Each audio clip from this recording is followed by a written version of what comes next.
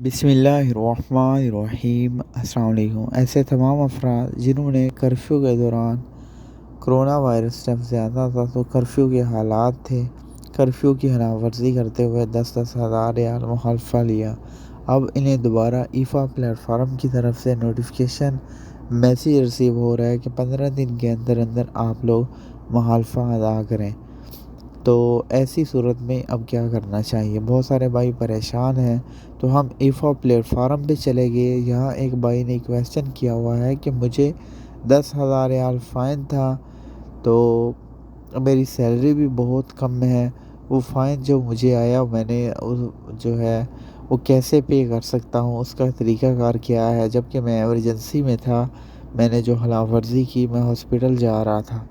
तो अब ईफा प्लेटफार्म की तरफ से तरीक़ाकार वाज़िया कर दिया गया है कि आप अपने अबशर अकाउंट में जाएं, वहाँ आप लोगों के पास एक ऑप्शन है, वहाँ से आप लोग एतराज़ कर सकते हैं, रिक्वेस्ट कर सकते हैं अबशर प्लेटफार्म पे जाकर अपने मुखालफे के अगेंस्ट। इस पे मैंने पहले भी वीडियो बनाई हुई है। फिर बनाने का मकसद सिर्फ ये है कि आप लोगों के बार बार कमेंट्स, बार बार मैसेजेस यही आ रहे हैं कि भाई इसका कोई प्रूफ, कोई सबूत। याद रखिएगा, ईफा प्लेटफार्म जो है एक सऊदी अरेबिया में मुखालफे वॉयलेशन की एक वेबसाइट बनाई गई है, एक प्लेटफार्म बनाया गया है जहाँ आप लोगों के तमाम तर वॉयलेशन का रिकॉर्ड मौजूद होता है।